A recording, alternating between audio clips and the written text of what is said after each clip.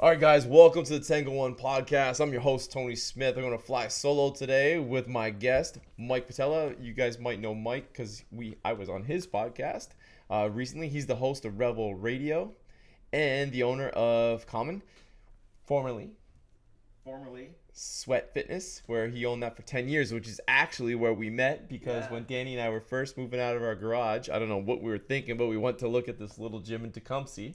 And it actually happened to be your space before you were moving to wherever you went from there. Yeah, the bigger spot in Lakeshore. Yeah. Yeah, so small world. I think, right? Yeah, like right around 2014, 2015 when we started looking. I vaguely remember that interaction. It was a quick hi and bye kind of Yeah, thing. yeah, I remember you were kind of sitting in the back. Yeah. And you wouldn't have known us for anything, but we were obviously just getting in the industry, so we were looking up gyms that, we wanted to be like, or gyms that ran, small, because I was, at the time, you and probably a couple of little CrossFit ones that were just starting up were probably the only guys who were other than the big boys around in this town. At that time, Windsor CrossFit was right behind me, actually, at that location. Oh, was it? And then they moved a couple of years after that.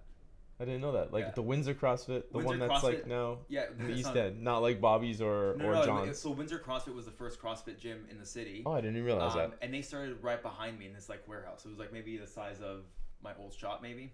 Maybe it was 1,800 square feet, and then they moved to the bigger spot in Rhodes Drive or whatever it was. Yeah.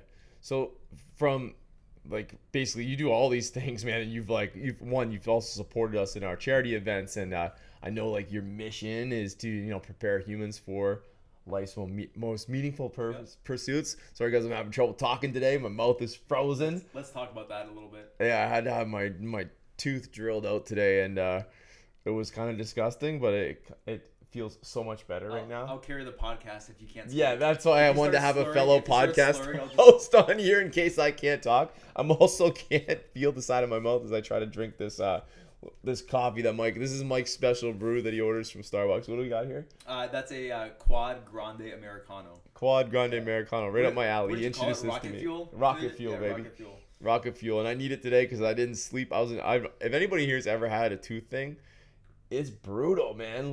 Brutal. It's nasty, dude. It's terrible. Yeah, the agony, non-stop pain, and it shoots into your ears, your head. It's Aren't you happy we don't go through childbirthing? There's no way. I had a female client in here today, and I said to her the same thing. I'm like, you guys are so much better at pain because I feel like my wife would be fine right now, and I am dying. The human race would not be existing right now if men had childbirth. But I guess now they can somehow. If you follow anyways, no, cut that out. Yeah. We're gonna talk about politics. Yes, or the emoji that comes up when you type in pregnancy and it shows a man with a baby in the belly. That's we're not gonna go that way right now. Yeah. So let's stay away from childbirth from here on out. So anyways, man, I want to talk to you about the whole COMMXN with the X. It always throws me off. I'm not sure if I'm supposed to say COMMXN or supposed to say COMMXN. No, common. What's with the X? Good question. That's one thing I always get asked now that I went through the rebrand. Is that how do you pronounce COMMXN? And so we pronounce it common. And the whole, so if you look back to how I did my strategy and what I wanted for this company or this brand was to prepare humans for life's most meaningful pursuits, and every life should be lived to the fullest. Because as cheesy as it sounds, we have this one life, right? And so why not just live it the way you want? And you've done it. I have a lot of buddies that have lived their life to the fullest, but it doesn't really mean that you have to have a business. It just means that do what you love, essentially. And so I like having people come into me, whether they buy my gear, my apparel, or my services. I want them to have some type of meaning in their life. And if they don't have it yet, maybe they'll find it eventually as they start to know themselves through fitness. And so my meaningful pursuit is different than yours, and yours is different than Irv's, and so we all have this sort of common pursuit of our meaningful pursuit, which is different. So the X is sort of that variable that is different and unique, but what bands us together, what ties us together as a community is that we're common. We have this meaningful pursuit. So we spelt this word common in an uncommon way because we all have this different meaningful pursuit that we should strive to go after. And then just stylistically, it just looks really dope. At the end of the day, it just looks really dope. You know what? I admit I love that. That's a Yeah. like deep, purposeful meaning behind it. I think that goes a long way for like when you explain that too. It's like, oh man, that's amazing. And that was one thing that I wanted, and I think this happened through like the years of me being a personal trainer. It's been what 16 years now, and then I've had Sweat for 10 years, and like Sweat really had no meaning other than it just has a good sound to it. It was I was 25 when I opened it up. It didn't really have much meaning to me, so. And that's partly why I sort of fell out of love with that brand, because I'm like, this isn't me anymore. It was a young kid that opened it up at 24, 25. And so I want something that was kind of rooted in who I was, and the agency that I worked with just pulled it right out of me, and they came up with a sweet name. That's amazing. That's amazing. So let's actually go back and we'll come back to the rebrand, because that is interesting. Like, I didn't get into this industry. Like, I mean, really, I started probably in my early 30s, but like, I wasn't a fitness guy. I was a policeman that kind of did fitness on the side. I really jumped into this when I was probably 35, 36-ish. And you've been doing this since you were basically out of school, right? Like you went to university, took kinesiology, I assume? Yeah, took human kinetics at University of Windsor. And I remember I got like my Camp Fit Pro when I was like 19. So like my first year university, I just saw a poster on like the campus rec bulletin board. And like I was already working out for like, 4 or 5 years till then. So I'm like it would be a fun job, So then I got my cert on like the next weekend, and then like I started working at the University of Windsor at the St. Denis Center. Was there for 4 years, and I kind of fell in love with it, and I'm like, cool, let's go with this as a career path. And then so you jump. When did you actually open? Like, was Sweat the first place you opened? So you went from the St. Denis Center, which is at the University of Windsor campus.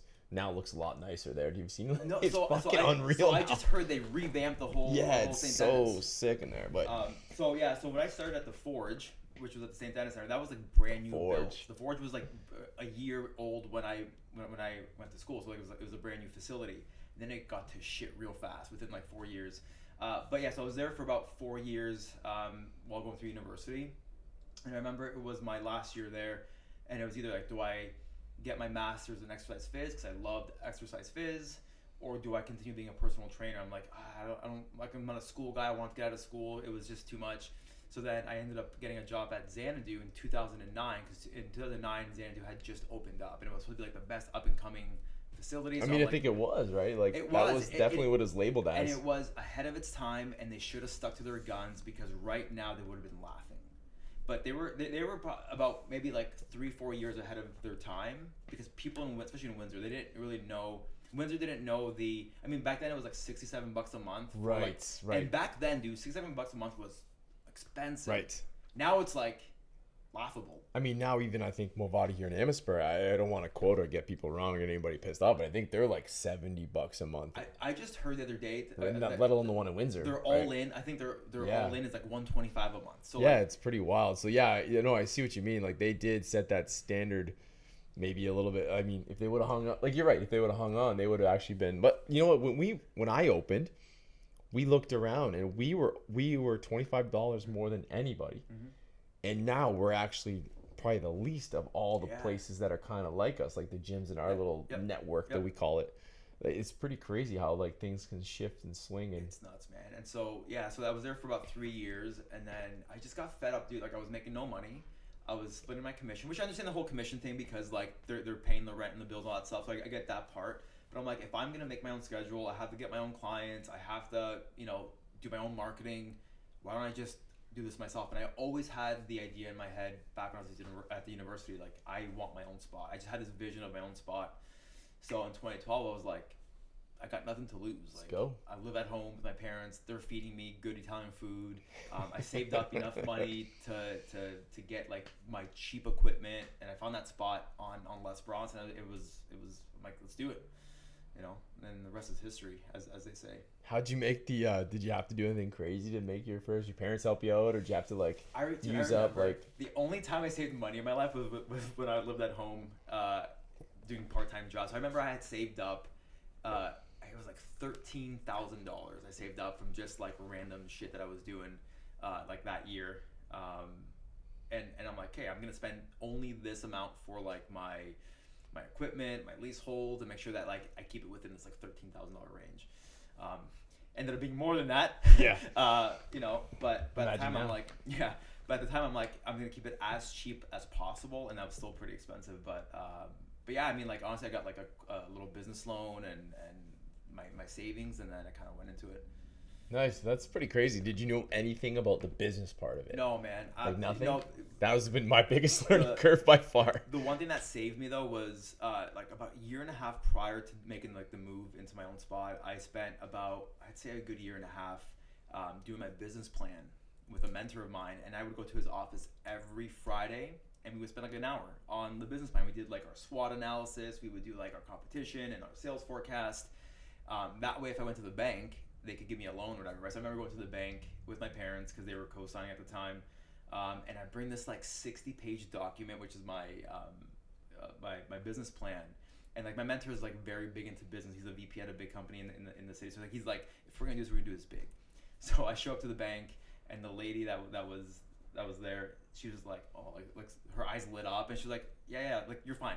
We'll give it to you, right? Like she saw all this hard work that went into it, so like it was a no-brainer. So yeah, it was just cool the way it all happened, I guess. Yeah, that is a pretty cool story. It's funny with the business plan and stuff. Like, I go to the bank when I was a cop. Yeah. No business plan, nothing. But we had this like job that's always like viewed as, simple credit. Like it's like, what you need money? Here you go. Here's money. Yeah. Now I go in as a guy who's got like a Fucking pretty hate us. successful business, and like they're like, and like because of policing, I got a decent house and I got some assets. Yeah. And they're like, oh no money for you. Oh, It's it like, sucks, man, man. they're like, come on, I'm the same guy I was here last I week, know. but look what I I know. built from what you gave me the first time, I right? know. It's pretty funny. Yeah. But so like I'm curious, being that you've been in here, and I was actually doing a post. It's funny how we're almost always on the same wavelength, like a Yeah. bunch of us. Is I was doing a post, and you did one yesterday. It was only the real training is gonna last, and I was actually working on a reels where I'm talking about how fads come and go. Yeah. Like the the Orange Theories and the the F45s of the world, and like there's been so many. I mean, F45 has been here a while, and I'm not dissing on these places, No. man. It's just not for me. But there's if you think about these types of places, there's been so many over the past 20, 30 years that I've been lifting weights and having fun. And since you've been in this industry, and having your own business, like, have you changed at all? Like your as these fads, have you gone on with any of these things, or kind of like let them go, or kind of got curious, dabbled, and then for me, I've kind of like. I've been like, I was kind of like, I was interested in this CrossFit thing when it first came out, and it was just the website, and there was nobody doing it, and I was like, oh, this is okay. And then I was like, you know what, I'm back to my roots. And then it's like, I'm getting interested in it, and then back. I always just seem to like, I'll dabble off for a month or two, and then it's back to the roots of what works, which is for me lifting weights. Yeah, and that's the thing, man. Simple. Like, you said it best. Like, I always go back to my roots, and like because like, I take pride in the education that I've been through, even just through the university itself. It was a great program. And because I went to the University of Windsor and we're in human kinetics, and like we had a good relationship with the profs, and just like the program was so good that it made me fall in love with like the science aspect of fitness. Like exercise fitness for me was like my favorite. I still remember the glycolysis and the Krebs cycle. I remember all that stuff for no reason really right now. So I've always kind of stayed true to like the Don't science. understand the words that are coming out of your I mouth. know, right? Yeah. He was in university learning this I thing, know, and I right? was like bashing I heads. know, right? I still remember phosphofructokinase as being the rate limiter. To, like, anyways, so like I just loved the science aspect of fitness, and so when I started, even when I was starting at Xanadu, it was always based off of like sound scientific principles, whatever that means, like just like good sound training, and I think CrossFit came to be like about 2009. So like I had just learned about CrossFit, when I was at Xanadu, but when I opened up Sweat in 2012, it was more about like, again, like personal training, one-on-one group training, but everybody had like their individual programming. And then when I switched to the bigger location, which was 5,000 square feet, I then dabbled into more like group fitness. And like there comes a point when you're trying to like, and you know this best more than me, right? Like when you're trying to grow a big membership base, you have to play the card of like, okay, this is gonna be a little bit of distraction fitness / entertainment fitness, as I call it, and then sprinkled in with some like sound training principles, right? You're gonna do like your barbell stuff, but then you're also gonna put the fun stuff that people perceive as fun, burpees or whatever it is. So I dabbled in that kind of stuff at my bigger location just so that I can have a larger membership base.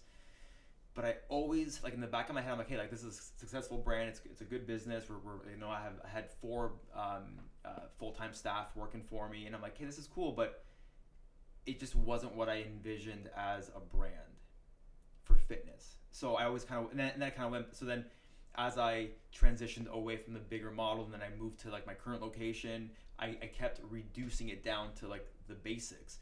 And I'm like right now after, 16 years in the industry, 10 years as a business owner, I'm back to my roots, like you said, right? Like I always went back to my roots. As for like the Orange Theories, the F45s, those are always going to exist. And I equate that right now. I'm being mature about it. Instead of saying they're fucking garbage, I can swear on here, right? Is he joking? Urban Urban doesn't swear much. He's giving you the like. Go for it. We like the more. Instead of bashing them, which I've done in the past, and I'm not going to apologize for that. I also believe that some people's starting points into fitness is picking up a Men's Health and doing their workouts or going to an F45, and sooner or later they're going to realize, hey, this is for me, or they might scroll on Instagram and like, oh cool, I see Tony's gym or I see COMMXN, and they might dabble into what we do. Right. And then they'll transition out of the F45 or what I call the entry level. There's going to be an entry level point to everything that I think that's just where it exists in the continuum of fitness. Yeah, at the end of the day, movement's always going to be better than no movement. So, like whatever you're doing, and if you're coming off the couch, taking that first step, whether it's just going for a walk. I mean, you guys know I'm not a big fan of running. I think it's like the risk versus reward is like long, or the cost for benefit is also very low. But at the same time, I'd rather you just get off the couch and go for a run than do nothing, because it's going to help you. And then the same with all these other different avenues of fitness. And I think it's incumbent upon us, and we spoke on your podcast briefly about this, is we actually went in length about the nutrition part. But I think as trainers and as people who do this for a living, it's kind of incumbent upon us to kind of dip our feet in all these different pools, because like, you know what, you might go in and learn something amazing that you like. There's aspects of CrossFit that I applied to the garage gym. There's aspects of bodybuilding that I've applied to in power. That's the beauty of what I think what you and I have is there's no dogma to us. There's not like, I will steal, learn, make up my own to make it work best for our people. And I think that's nutrition and gym based and business, like we get to make our own decisions. I agree with that. And like if you look at a lot of these like functional fitness facilities or the F45s, the CrossFits, they're based around scientific principles of training. They may be bastardized by the general industry just because you're always going to have that in all industries. But if you learn how to apply those modalities in a safe environment, in a safe way, it can have some great benefits. You just have to pick what is it that you want to achieve with that result. Like some people just need to get moving and they want to get their heart rate up, and that's good for general health. In my opinion, there's easier ways of getting your healthy fitness in there than always doing burpees. So like it just depends on what you prefer and what you enjoy.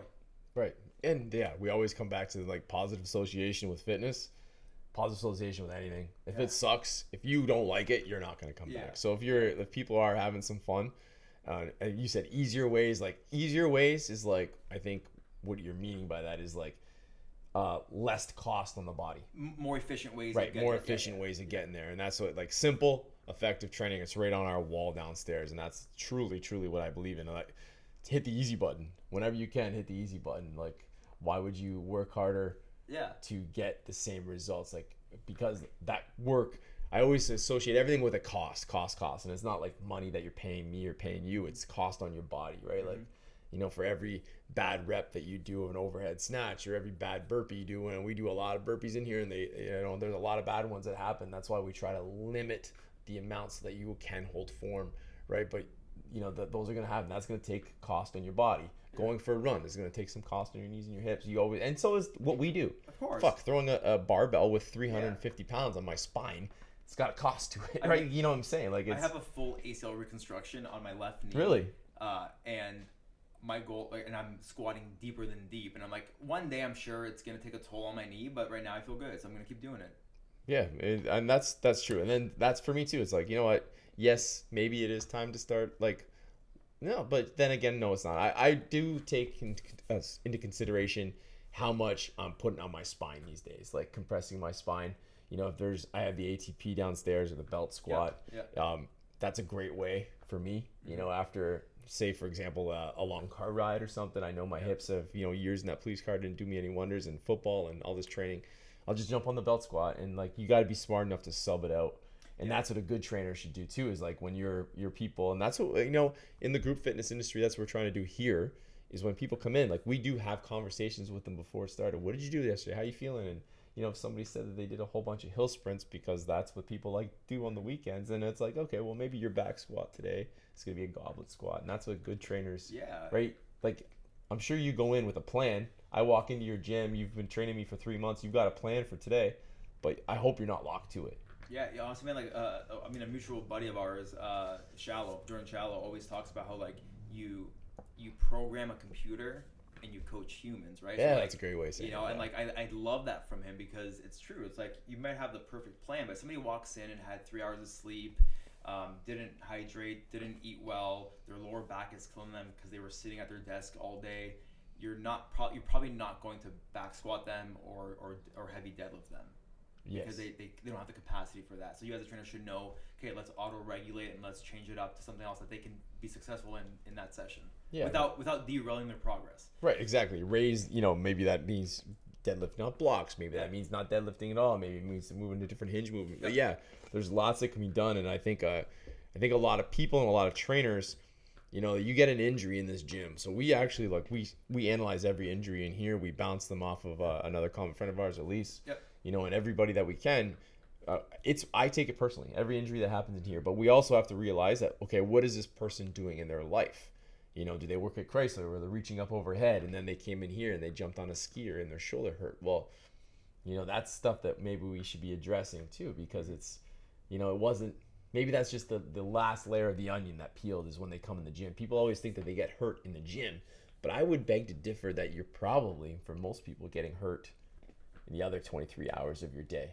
You know, it just gets more acute in the gym because we've loaded that stress point. That makes good sense, you know, and I think people, that it comes to the point where, like, people have to make a decision, like, what life are they going to live? And if they work at Chrysler and they're always reaching overhead, maybe, like, and I'm sure you're good at this, at educating them, okay, like, hey, like, let's focus on this with you with, like, thoracic extension. Maybe let's get the lats a little bit more loosened up. That way, when you do go overhead, you won't fuck yourself up, whatever. Yeah. So I think you guys do a good job at that as well, and so do I, because I have to say that I do a good job as well with that. You know, but like my fear, maybe not fear, but my concern is, like, are other gyms doing that? I don't know, right? Like, yeah, I mean, I think you and I both, we've talked off air about this, and I think you and I both, and probably every gym owner there, you know, has spent too much time looking at other people's gyms. I know. You know, worrying about what's going on there, and if they're doing that right, or why they do that, or why are they running this program, or this guy this. And I really think, like, that's kind of like, I don't know, I feel like at a certain point we all got together and actually had conversations. I think that kind of, like, lowered down a lot. Like, everybody kind of, like, dropped their guards a little bit, and I spend way less time worrying about everything else and way more time worrying here, which is where, you know, focusing here, not worrying here, focusing. Yeah. It's funny how, like, you know, when I had like my membership base, and like, there's only so much fitness you can reinvent before it's all the same, more or less, right? You may do a different squat than I do, or maybe but like, at the end of the day, like, group fitness is similar to some extent, so you can't really reinvent that.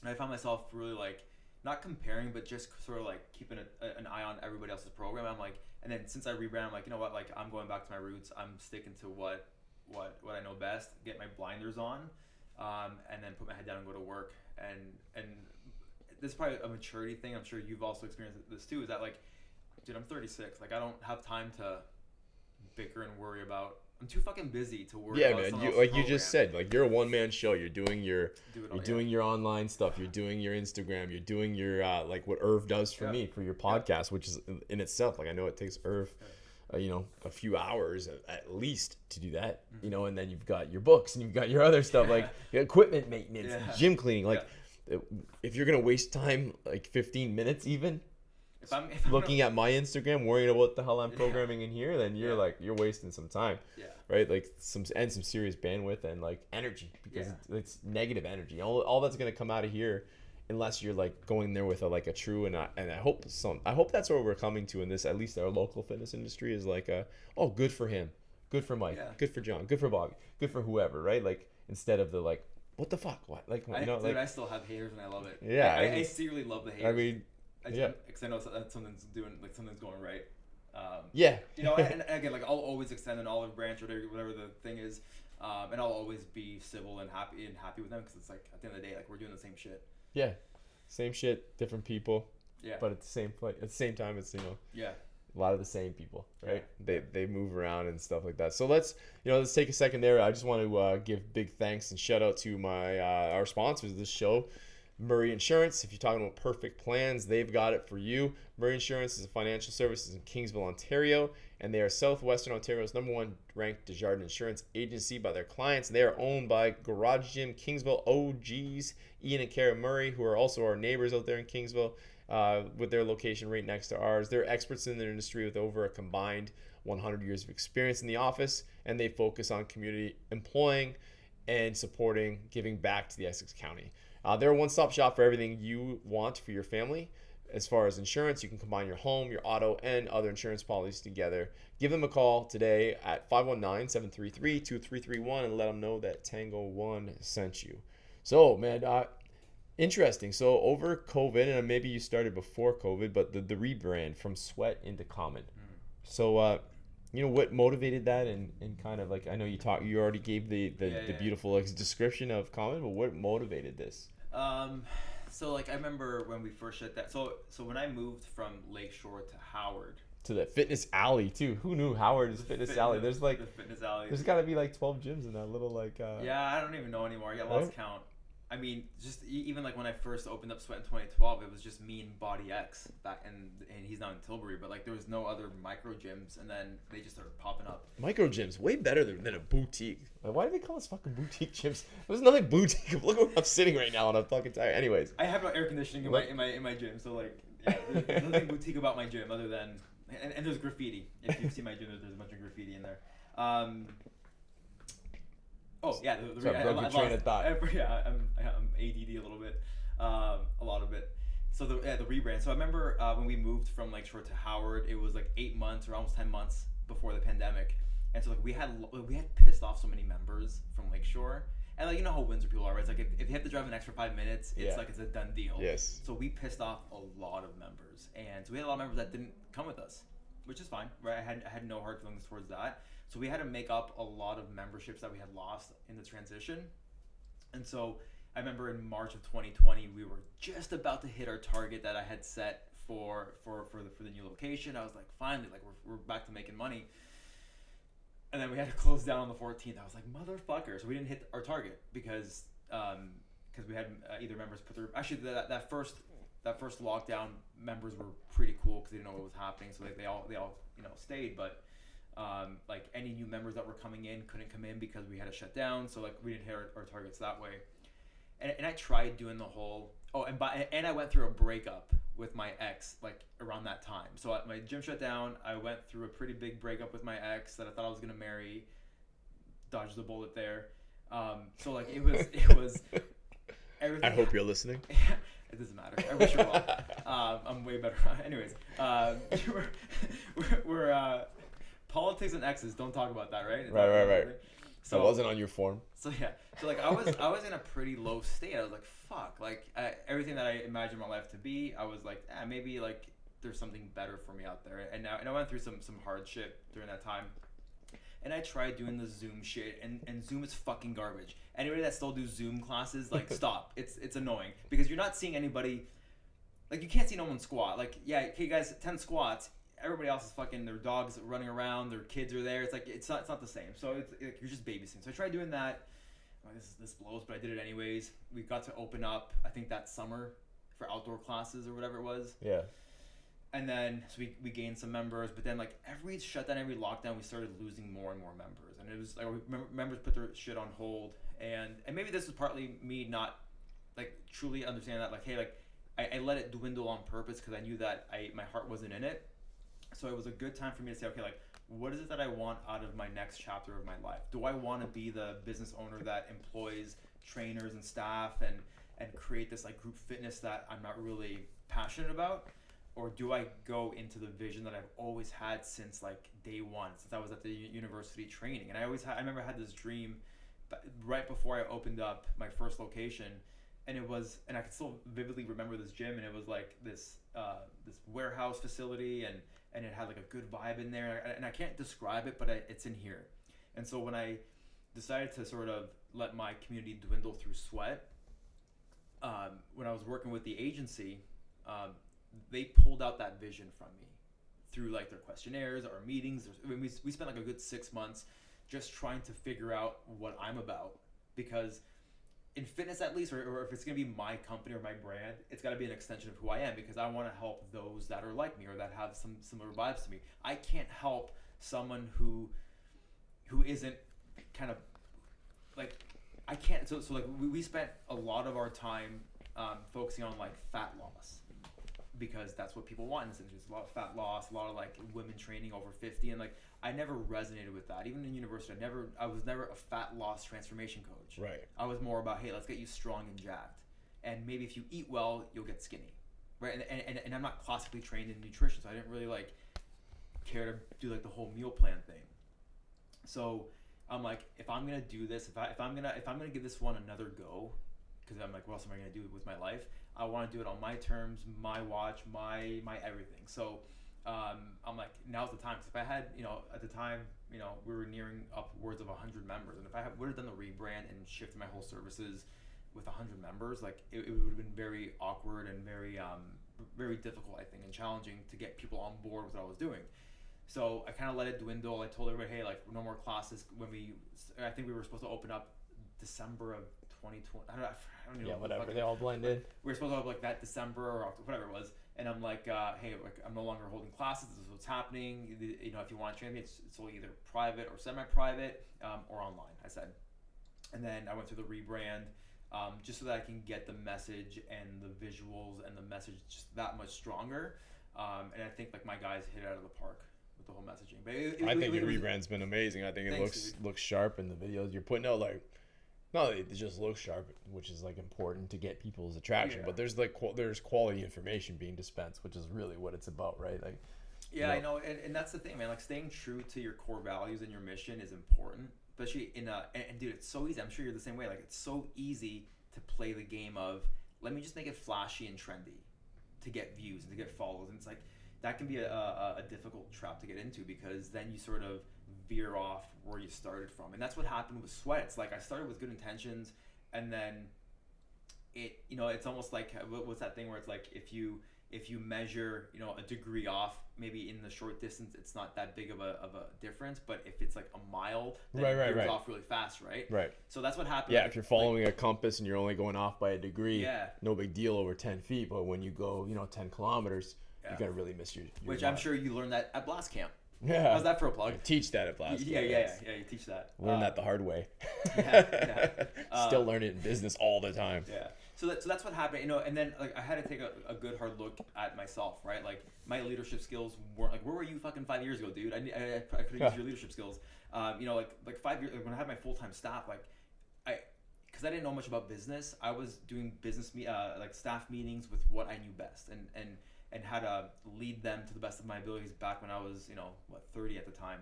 And so with every new hire that I did, and it just kind of like veered off to the point where at the end of the day I was like, this isn't really what I wanted out of my life and out of the industry, or out of my brand.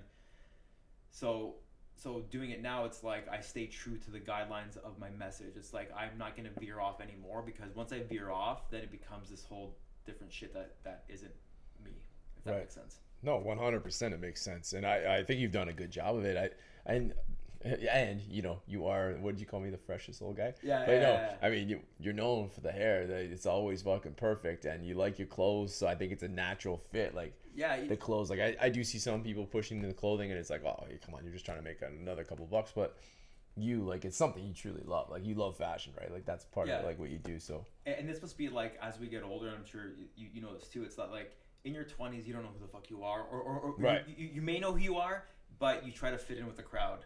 And nobody memorable ever fit in the crowd. Like you don't create anything if you're in the status quo. And so, if I have 36 years of my Italian culture, going to Italy every summer with my family, experiencing that, the music that I listen to the like my experiences growing up that all shape who I am. So why not make that my brand? Like why not showcase that? And by showcasing that, I'm sure people will resonate with that, and then that's how you kind of grow it organically versus trying to be someone else that isn't who I am. Right. No, that's exactly. And it's always, I think one of the reasons the garage gym has done okay is because Danny and I did bring different. Like we brought something that wasn't normal in the fitness industry, especially around here with our backgrounds and things. And that has been, I mean, it was very clear that very quickly I needed to split myself from the gym in a way too, because then people will always just see me as the gym owner, right? Where that's not all I am. It's big part of who I am. It's not all I am. So like splitting that out and celebrating what you are. And I would say I agree with you, except for the part about like where people in their 20s know who they are. Like I really don't believe many do. Like I feel like it's like there's a book, it's called like the Warrior, the Monk, something like that, right? And like I think that's something I've really experienced in the last like 5 years. Even I think I stayed a warrior a little bit longer. Like I think I lived my life young for a little while longer, but like in the last like 4 or 5 years, I've really started to feel like more like the monk. Like I'm starting to like let things go, and it's okay, and it doesn't bother me, and like just focus on where we are. And I think that's something that you're gonna, even in the next 5 years. Oh You'll even look at this point in your life, and you'll think like, you know what, that was a lot who I am, but it's not who I am now, and that's okay. But like just be okay with who you are now, and then wherever you are in 5 years is where you are. And that's what life is, right? Like, right. Like you need to go through that to like. I mean, I think you're never gonna find out who you really are.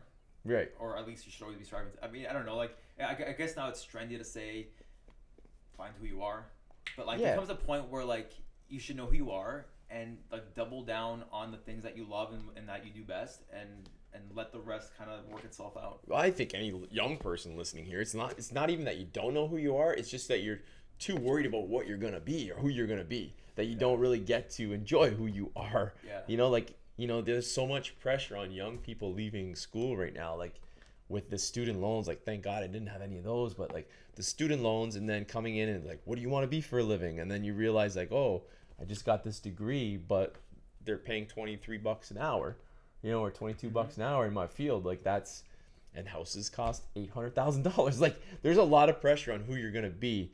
So like spending a little time more in the presence, like in the present, and like going and visiting other cultures and doing other things is funny. Like so, I just had that same conversation with my morning clients today, this morning at 6 a.m. And so I train a family, and so their two kids are like 13 and 17. So they're at that ripe age of like, I forgot how it was to be 17 or like 14, because your whole world's upside down, a mess. You think life is chaotic. And it very well is for them at that moment, right? So like, but like today, the 17-year-old was kind of complaining about like how stressed she is, and she got soccer practice and then has to do all these homework stuff. And I'm like, yeah, it's stress, but I'm like, you're gonna look back one day and think to yourself, man, I wish I could be back 17, living at my parents' house and quote unquote stressing. And I go like, take advantage, like be in the moment and like really enjoy this part of your life, because you're never gonna get it back. And that goes with like any age, right? Like even at 36, like I'm trying to enjoy as much as I can, because I know I'll never get this time back. But to your point, like they're just putting you through the cog of the machine, which is like, like they expect you to know what you want to do with your life in like grade 10. It's like all they push is teacher, lawyer, nurse, doctor. Chrysler's here in Windsor, right? Like you don't really know what to explore, because you're not really being told what to explore. Right? And like I'm sure there's other jobs that are cool, but even to this day, like, I don't know what other jobs there are. Sometimes I'll hear people with their title. I'm like, how did you get that? Like, how did you figure that out? Like, how did you get that job? Right? Yeah, we run into that in Kingsville all the time. I'm like, these people out there have the coolest jobs. I'm like, what did you do for a living? What? I'm like, why didn't my VIP class in grade 8 tell me about these courses, right? Or whatever it was. So it's kind of like we go through this system of like schooling, which it's got some benefit, but like I don't know. I think there's more to that. Like there should be more than just saying, "Hey, everybody has to fit into this mold." Yeah, no, for sure. And I don't know how we ever get there, but it's I would like to think though that little steps like that, little conversations like you had with those young people today, like that's the value you're bringing into this world, as you like as a man who is like aging. Yeah, Like not yeah, like not that yeah. you're old by any means, but you know what I mean. As you mature, as you get wiser, and you're a confident person that owns their own business. Those are the things where like the good strong male influence that we can give. We obviously can't give the female influence, so don't No, fucking jump all over me no. for that, guys. It's just what we can give Yeah. is that, and I think that's where we can really influence us to be like if you make it just 1 degree, right? There we go with the Yeah. 1 degree again. Yeah. Maybe that'll be our title. It Yeah. always comes down to that. But if you can make that 1 degree difference for somebody and help point them to that compass in the right direction, then maybe that makes all the difference in the world. And then, that becomes something that just passes on to Yeah. the next person, next person, next person. And it's cool because like even like so like the 17 and the 14-year-old, like they're not gonna listen to their parents, Right. but they'll listen to like a really cool jacked trainer. Yes, exactly. You I say know, that all the right? time, and you're so, right. So like if I can have that, so like, and the parents are there when I talk to them, right? So like I'm just saying what's on my mind because I'm speaking as if like, hey, what would I want someone to tell me if I were their age, Right. you know? And like I sometimes forget that I've gone through life experience, and it wasn't anything crazy, but like I've been through life and I've been through some stuff that I can speak about that. And I think that's what's cool about our job is that we can impart some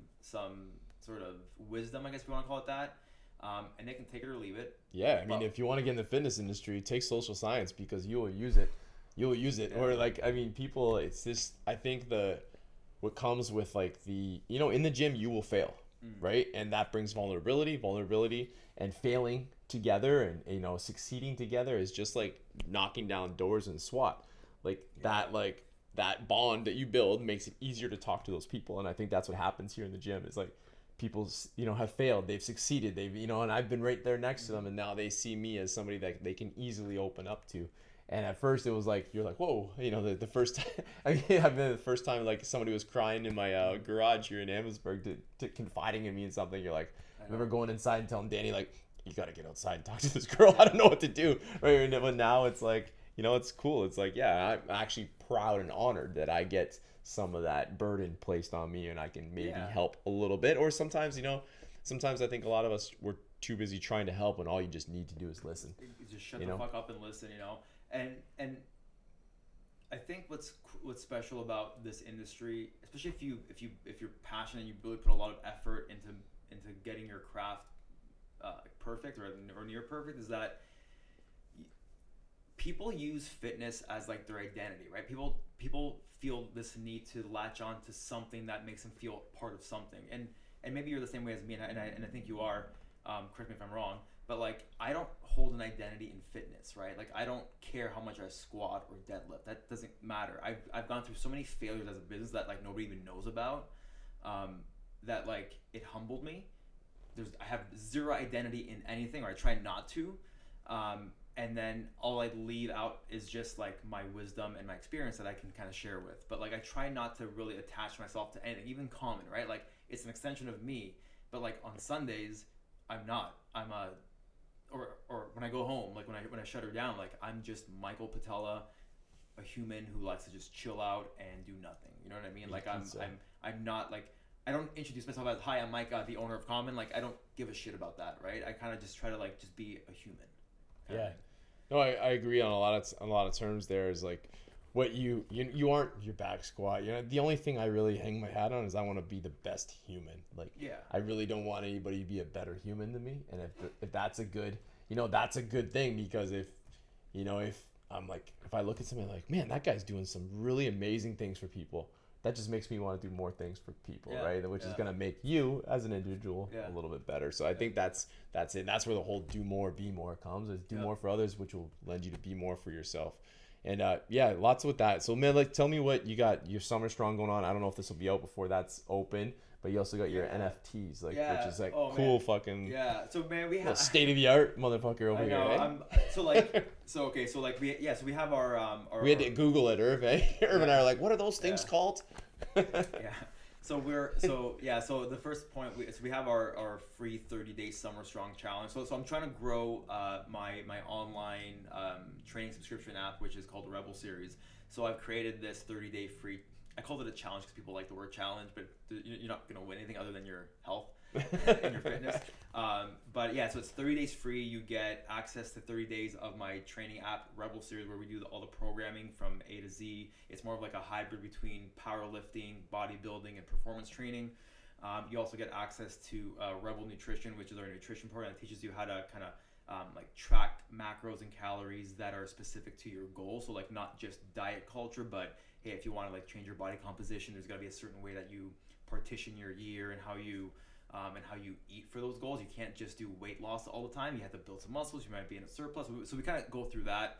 And then you also get access to our Discord server, which is just like a community outreach where you can interact with the other members. You can like I'll always post training topics. If you need coaching support, it's all done through that app. So that's going on now till I think it registration closes on the 16th of May, which is next week, or if this is aired last week or whatever, whenever it's aired. But I'll probably do this quite a bit for that.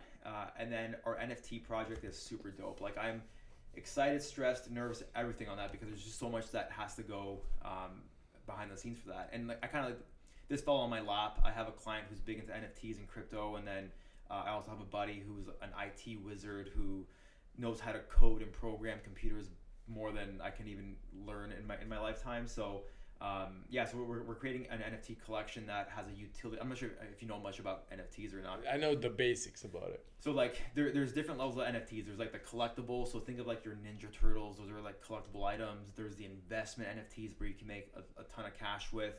And then there's like the utility NFT that I think is going to be like the quote unquote email of like 30 years ago, right? I think it's going to be a part of our life more than we know it. And so we're doing a couple NFTs, and the utility of it is when you purchase this NFT, it's going to unlock either my online shop or like my Rebel Series membership. You get like lifetime access to Rebel Series. And what makes so like for example, like the NFT that's going to unlock my online store, you can only purchase my streetwear apparel or accessories if you have this NFT. And is that why you wouldn't sell me one? Yeah, that's right. Yeah, no, because my shipment hasn't arrived yet. And so and we're only minting, and so we call it you mint NFTs, and we're only minting so many NFTs for this collection. And once they're minted and they're all bought, nobody can buy them, but you can like either sell them or trade them, and people can buy them that way. And that's where the values rise. Okay. And so with all of our merch, whether it's our t-shirts, I'm not gonna say what our other drops are, but like for all of our gear and merch, we're actually authenticating the t-shirts and whatever else we sell on the blockchain. So we're only making like 50 units of our t-shirts, 50 exclusive drops. And so we actually have these NFC readers on the t-shirt that when you put your phone up towards it, it'll pop up a screen and it'll say you have t-shirt 5 of 50. And so we're authenticating original merchandise as opposed to having knockoffs. My whole goal with this brand is to create really, really dope apparel. I don't want to be that gym that has, or that brand that has like really cheap looking material with like a logo stamped on there. Like it's been done. I've done that for like 15 years, right? Like I've gone through the ropes to understand what I want to wear. And so I only want to make really dope gear that is more lifestyle based, not necessarily gym based. If that makes sense. No, man, so that's dropping in the next couple of weeks. It's been taking forever. It's gonna be really cool. Good, man. I'm exciting. I'm excited for you. I'm happy for you. Yeah, thanks. So if people wanted to get a hold of you, how do they do that? Yeah, honestly, the best way. The show notes too, obviously. The best way to contact me is through my Instagram, common_original. Common is spelled COMMXN_original. Send me a DM. I'm pretty flexible with how I get back to you, or visit my website, common.com, again with the x.com. Awesome. Guys, give Mike a follow. Also, subscribe to his podcast and mine. You better be subscribed to this one already, but subscribe to Rebel Radio. It's a good show. He's got great guests on there, lots about the fitness and nutrition. And, man, it's good. I'm proud of you, and keep killing it. And let's. I appreciate you, and I appreciate you having me on here. It's been great, man. It's awesome. Awesome. My mouth is finally thawed, so I can grab something to eat. I cannot wait. Amazing. I should have got you to bring some pizza out. Yeah, I should have. Yeah. Anyways, that's it for today. Thanks, everybody, for tuning in. Remember, go to 10,000 Company if you like this hat. Speaking of merch, and use code TANGO15. You can use it also at HQ Nutrition. I didn't take my meds today. I didn't take my nootropics, but I normally do. Go grab yourself a bottle of Focus or anything there and punch that code and save a little bit of money. Have a great one, guys. Now's the time to do more and be more.